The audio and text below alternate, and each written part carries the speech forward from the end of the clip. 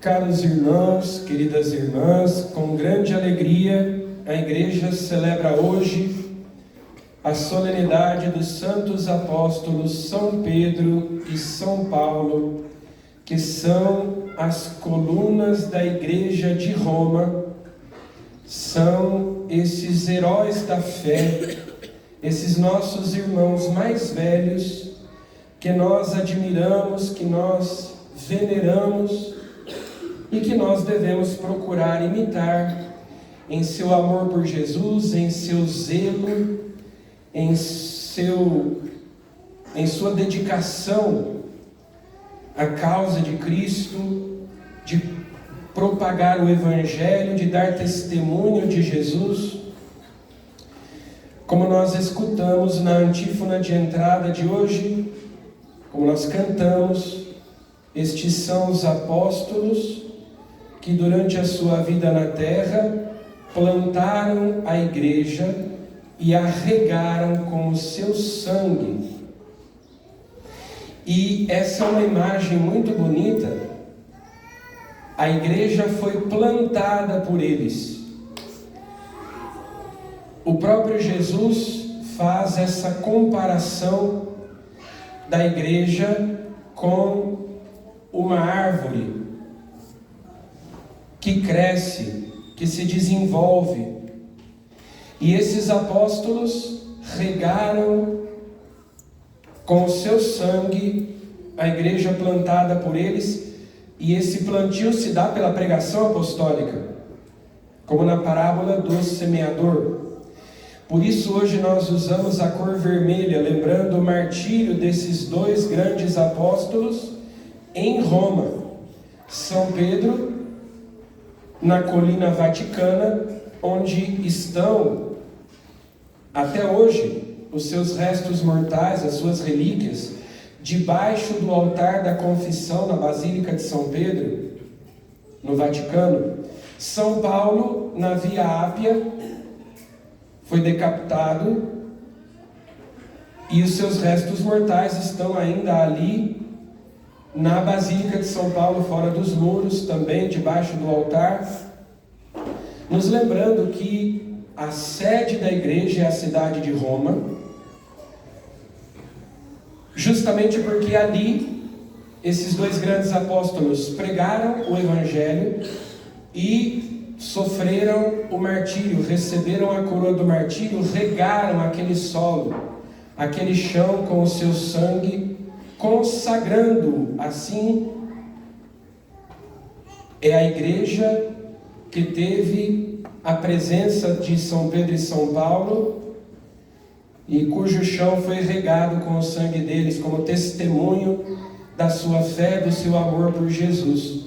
Diferente do que os nossos irmãos erroneamente e de maneira até mentirosa, os nossos irmãos protestantes dizem que a Igreja Católica foi fundada por Constantino, pelo imperador romano, lá no século IV, e que foi ele quem deu esse status ao bispo de Roma de ser o chefe da igreja, de ser a cabeça da igreja, que foi o imperador Constantino quem supostamente paganizou a igreja, corrompeu a igreja e fez do bispo de Roma o Papa. Mas se nós consultamos os testemunhos dos padres da igreja dos 3 primeiros séculos, se a gente vai a Santo Inácio de Antioquia, por exemplo, no 1º século ainda, dizendo que a igreja de Roma preside as demais na caridade. Ela tem a presidência, ela tem a primazia. São Clemente Romano, que foi o 4º Papa, o 3º sucessor de São Pedro, quem intervém com uma carta num problema que estava acontecendo na cidade de Corinto, porque alguns depuseram o presbitério, os presbíteros daquela igreja, e o Papa São Clemente intervém. Santo Irineu de Lyon, no século II, diz que a igreja de Roma é aquela que preside as demais também. Então é um testemunho constante da tradição que ali se senta no trono, na cátedra de Roma, o sucessor de São Pedro, a quem, como nós escutamos no Evangelho de hoje, Jesus entregou as chaves do reino dos céus. Fez de Simão, o pescador da Galileia, um homem rude, um homem simples, que contrasta muito com São Paulo, que era um homem erudito. São Pedro provavelmente só falava aramaico, por isso precisou que São Marcos fosse o seu intérprete em Roma. Era certamente analfabeto, não sabia ler e escrever. Já São Paulo, um homem culto, erudito, estudou uma das melhores escolas rabínicas do seu tempo, estudou filosofia, estudou as escrituras do Antigo Testamento. Mas Jesus fez de Simão a pedra, a rocha, sobre a qual ele edificou a igreja a partir daquela sua profissão de fé. E Paulo, o apóstolo das nações, fez com que a igreja expandisse, crescesse para além do mundo judaico, embora já São Pedro tivesse na casa de Cornélio, em primeiro lugar, pregado o evangelho aos pagãos. São dois homens muito diferentes em muitos aspectos, e até a gente sabe, o próprio São Paulo diz que houve certas tensões entre eles. E no entanto, São Paulo sempre esteve em comunhão. Ele que recebeu uma revelação direta de Jesus, que o chamou no caminho de Damasco para ser apóstolo. Mas São Paulo se retira depois da sua conversão para a Arábia, fica recolhido muito tempo, vários anos. É chamado por São Barnabé para ir com ele à igreja de Antioquia, e de lá eles são enviados pela igreja, e São Paulo vai a Jerusalém visitar o apóstolo São Pedro, e faz questão de estar em comunhão com os outros apóstolos, e são palavras do próprio São Paulo: para me certificar de não estar correndo em vão.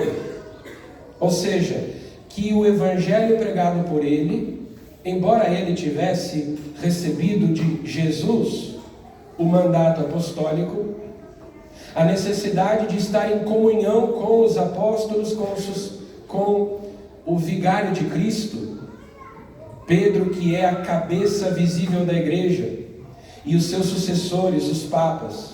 Pedro, o primeiro Papa, princípio e sinal, fundamento visível da unidade da igreja. A igreja de Jesus Cristo é una. Só existe uma verdadeira igreja fundada por Jesus Cristo. A igreja é a esposa de Cristo. Cristo não é adúltero, ele não é bígamo nem polígamo, ele não tem 2, 3, 4 esposas. Ele só tem uma esposa. E nós identificamos qual é ela: aquela que tem à sua frente, como pastor universal, o sucessor de Pedro, o Papa. Aquela que tem como pastores os legítimos sucessores dos apóstolos, os bispos.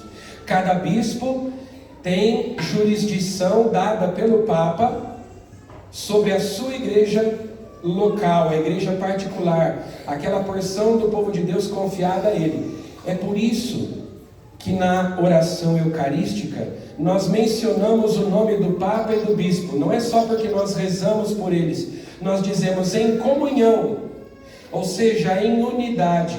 A unidade é uma das características essenciais, distintivas, constitutivas da igreja. E Jesus, na última ceia, na oração sacerdotal, capítulo 17 do Evangelho de São João, pede: Pai, que eles sejam um, assim como nós somos um. Toda divisão é obra do divisor, do diabo. Então, nós dizemos o nome do Papa na oração eucarística porque nós estamos em comunhão com o Papa. Nós dizemos o nome do bispo porque nós estamos em comunhão com o bispo. Santo Inácio de Antioquia, no primeiro século, dizia: na igreja nada se faça sem a aprovação do bispo. Na igreja local, na igreja particular, estejam todos submissos, sejam obedientes ao bispo diocesano, como ao Senhor Jesus. Onde está o bispo, está Jesus Cristo, está a Igreja Católica. Então, não é uma menção protocolar, mas é um sinal da unidade da igreja. A mesma fé, os mesmos sacramentos, os mesmos pastores, aos quais nós somos obedientes, submissos. São Roberto Bellarmino, respondendo aos erros dos protestantes, dizia: é assim que a gente sabe quem pertence à verdadeira igreja. A mesma fé, os mesmos sacramentos, os mesmos pastores. Quem sai fora da comunhão, quem não está em unidade, sai da igreja. E não pode chamar Deus de Pai quem não tem a igreja por mãe. Então vejam, a igreja, como nessa imagem que o próprio Jesus nos dá, de uma árvore plantada. Jesus plantou uma árvore. A igreja é um organismo vivo que cresce. É um corpo, é uma árvore. E aí existem alguns erros. Nós devemos cultivar essa árvore plantada por Jesus, que é a igreja, cuidar dela, regá-la, adubá-la, para que essa árvore fique cada vez mais forte, para que essa árvore cresça cada vez mais, fique mais robusta. Existe o erro daqueles que se chamam progressistas, que acham que essa árvore é velha, antiquada, que nós devemos passar a serra elétrica, cortá-la fora e plantar uma outra coisa diferente no lugar mais adequado aos nossos tempos. É um erro, porque nós devemos transmitir aquilo que recebemos. Nós não podemos substituir a igreja fundada por Cristo por outra coisa diferente. Mas existe também o erro daqueles que se chamam tradicionalistas. Uma folhinha da árvore cai, eles correm colá-la de volta com super bonder, porque a folha caiu, Inclusive está na moda um erro, uma heresia chamada sede-vacantismo. Tem gente que diz que a igreja está sem papa há 50, 60 anos. O último papa foi Pio XII. Depois dele não houve mais papa. A cátedra está vazia, a cátedra de Pedro. Ou seja, negando aquilo que o próprio Jesus disse, que as portas do inferno não prevalecerão contra ela. É uma heresia o sede-vacantismo. Que o Papa é herege, que o Papa não é legítimo, que nós não devemos obedecê-lo. E existem também aqueles que se dizem contra o sede-vacantismo, que dizem que não são sede-vacantistas, mas eles dizem que reconhecem o Papa, porém resistem a ele. Não se submetem, não o obedecem.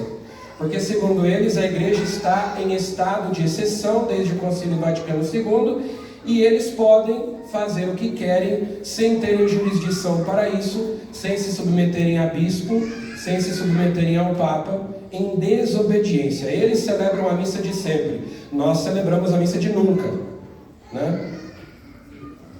A nossa missa é herética. Eles são os guardiões da tradição, o último bastião, a arca de salvação. Nós todos estamos numa igreja falsa. e estabelecem uma dicotomia entre a Roma eterna dos apóstolos Pedro e Paulo e a Roma atual, pós-conciliar modernista. Isso é heresia.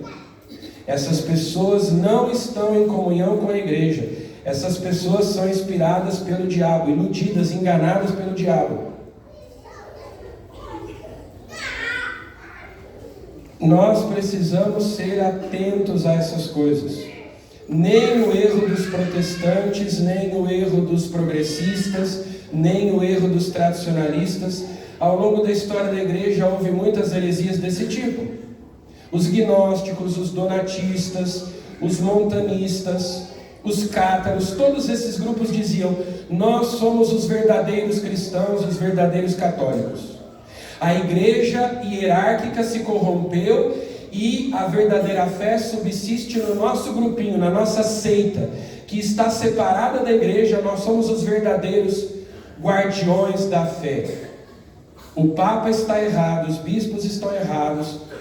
Nós é que somos os puros, os santos, os imaculados. E no entanto a igreja é feita de homens e mulheres de carne e osso, como Pedro e Paulo. Pedro negou Jesus. Paulo foi perseguidor da igreja. E Paulo disse: nós trazemos esse tesouro em vasos de barro. Nós somos frágeis, nós somos imperfeitos, nós somos limitados, nós erramos, nós pecamos. Desde o Papa até o mais humilde dos fiéis, nós somos discípulos de Cristo. O Papa não é o dono da igreja, o Papa não é Deus. O Papa Bento XVI ensinava o seguinte: o Papa tem jurisdição universal. O bispo, ele tem jurisdição na sua diocese, ele é pastor próprio daquela porção do povo de Deus que lhe foi confiada. O Papa tem poderes plenos sobre toda a igreja, ele pode intervir em qualquer diocese.